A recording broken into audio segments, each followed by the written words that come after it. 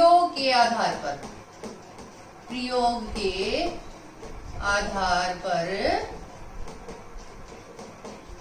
शब्द भेद, यानी जब हमने शब्दों का प्रयोग करना शुरू किया तो जब वो प्रयोग होने लगे तो उनके रूप में परिवर्तन होने लगा। कुछ शब्दों के रूप में परिवर्तन होने लगा, लिंग के अनुसार, वचन के अनुसार। कुछ शब्दों के रूप में परिवर्तन नहीं हुआ।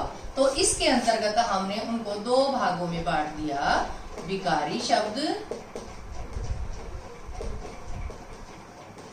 विकारी का मतलब होता है विकार आना, विकार आना या बदलाव आना। उसके बाद है अविकारी शब्द।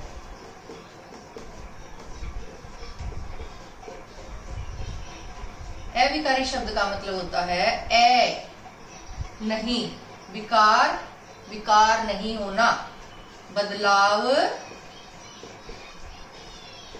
नहीं होना। अब इसके अंतर्गत भी चार प्रकार के शब्द आते हैं। विकारी शब्द के अंतर्गत संज्ञा, सर्वनाम, क्रिया, विशेषण। अविकारी शब्द के अंतर्गत आएंगे क्रिया विशेषण, समुच्चय बोधक, संबंध बोधक, विस्मयादि बोधक। इसकी परिभाषा देखिए एक बार। प्रयोग के आधार पर शब्द भेद, जब हम उनको प्रयोग करने लगे तो उनके प्रयोग के अनुसार हमें उसमें कुछ बदलाव महसूस किया। विकारी शब्द, वाक्य में प्रयोग होने पर शब्दों में लिंग, वचन, कारक आदि के प्रभाव से परिवर्तन आ जाता है, बदलाव आ जाता है, शब्दों का रूप बदल जाता है, अर्थात उनका रूप बदल जाता है। जैसे वह लड़का पढ़ता है, यहाँ पर क्या है, वह लड़का पढ़ता है।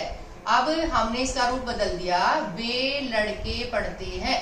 ये बदलाव किसके कारण हुआ, वचन के कारण। वह का वचन क्या हो गया, वे, बहुवचन हो गया। लड़का का बहुवचन क्या हो गया, लड़के।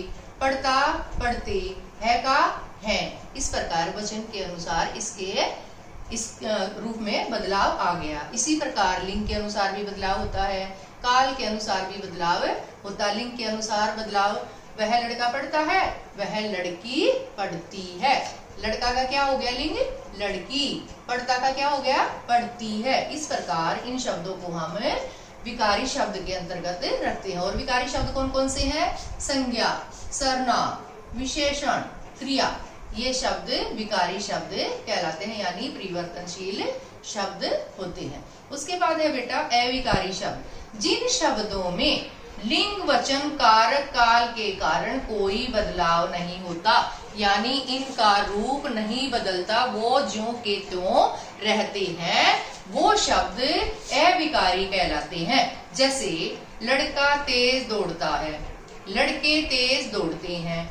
यहाँ पर एक शब्द को ध्यान से देखिए, लड़का बदल गया, लड़के हो गया, दौड़ता बदल गया, दौड़ते हो गया, है का बदल गया, है।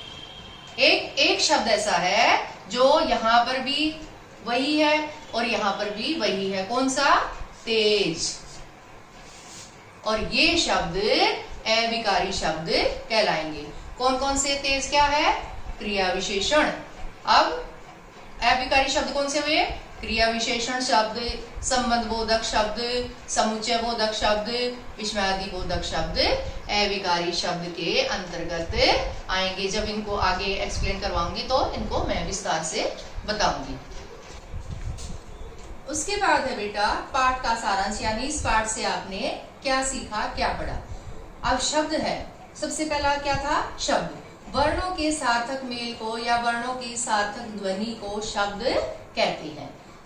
उसके बाद है पद, वाक्य में प्रयोग होने पर शब्द पद बन जाते हैं, या वाक्य में प्रयोग होने पर प्रत्येक शब्द पद कहलाते हैं।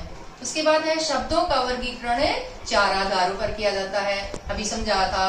नंबर 1 उत्पत्ति के आधार पर, नंबर 2 रचना के आधार पर, नंबर 3 अर्थ के आधार पर, नंबर 4 प्रयोग के आधार पर। उसके बाद है संज्ञा, सर्वनाम, क्रिया, विशेषण कैसे शब्द है, विकारी शब्द है।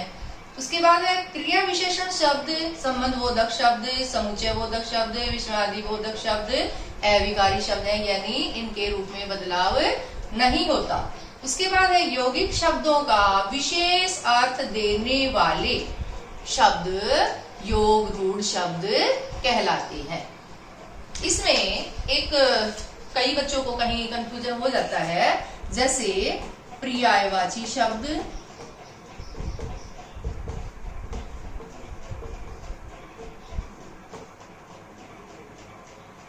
और अनेकार्थी शब्द।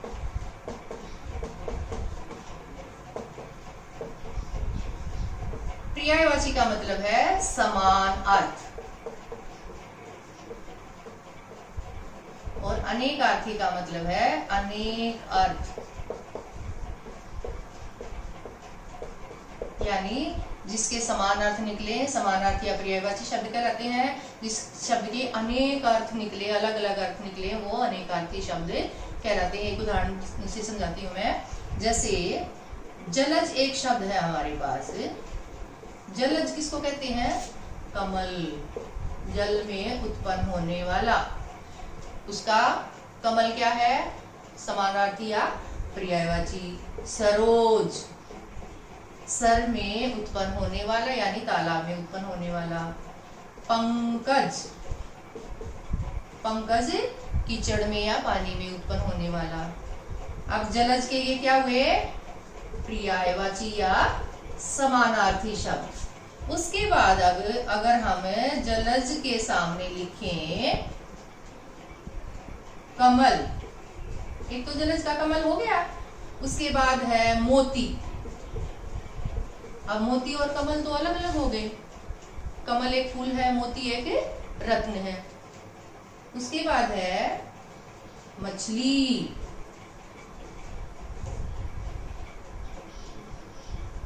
इस प्रकार देखो जलज के ये अनेकार्थी शब्द हो गए। अनेकार्थी का मतलब इसी जलज के हमने अलग अलग अर्थ निकाल दिए। एक निकाल दिया हमने कमल, एक निकाल दिया हमने मोती, एक निकाल दिया हमने मछली, और एक निकाल दिया हमने शंख। यानी ये सब कहाँ पैदा होते हैं?